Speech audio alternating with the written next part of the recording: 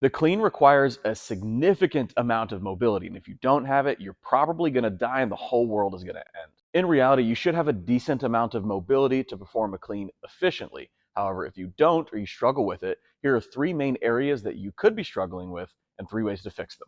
Welcome back to the channel. My name is Coach Brian from Big Ben Strength, and in this video, I'm going to go over the three main areas that you may be struggling with your mobility for the clean. Now, if you're new to the channel, we have tons of videos on strength and conditioning and Olympic weightlifting. So if you're interested in that, make sure to subscribe and go check out those videos. The first area that people struggle with in their front rack or in their clean is lat mobility. Now, most of the time this appears as the elbows staying low in the front squat or in the clean. This may also appear for you if you can get into a good front rack position, but as you get closer to the bottom of the squat, your elbows drop and you can't keep them up no matter what you try. My favorite exercise for this is the chin up hang.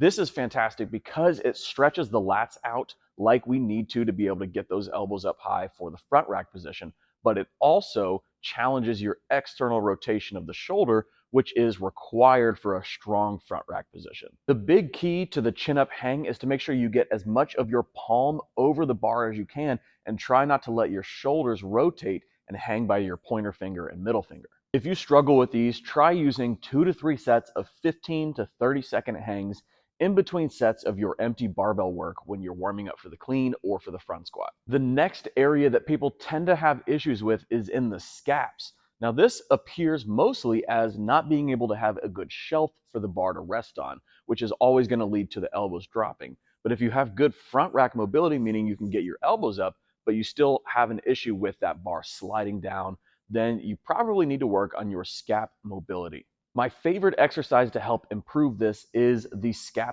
push-up. We can do this from the hands or from the elbows. The key to this is to figure out where your weak point is. You're either going to struggle at the bottom of the range of motion or at the top of the range of motion.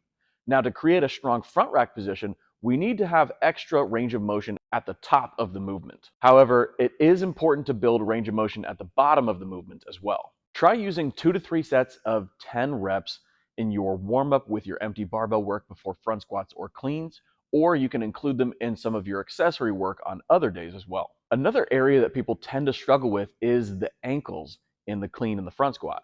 Now, if your ankles lack mobility, you're going to have a hard time getting into a deep squat, and you're probably going to rely on your weightlifting shoes a lot, which isn't a bad thing. Also, having some excess ankle mobility is going to make your cleans and squats feel a lot easier. A great exercise for building your ankle range of motion is the calf raise with a deep stretch on the last rep. If you can, try and figure out how to load up this movement as well, as that extra weight is going to force a lot of range of motion at the bottom of that stretch. Try using 2 to 3 sets of 10 reps with a 15 to 30-second hold on the last one where you're really trying to sink deep into that stretch. So if you are struggling with your mobility in the clean or the front squat, then I recommend working on these three areas the most: the lats, the scaps, and the ankles. And if you want a more in-depth look into the mobility required for weightlifting, make sure to check out our free 6-week beginner weightlifting program, which comes with a complete mobility manual for weightlifters that is packed with exercises to help you find and assess the areas that struggle the most and how to fix them. That's everything for this video. Make sure to like, share, and subscribe to the channel. We'll catch you guys in the next one. Bye.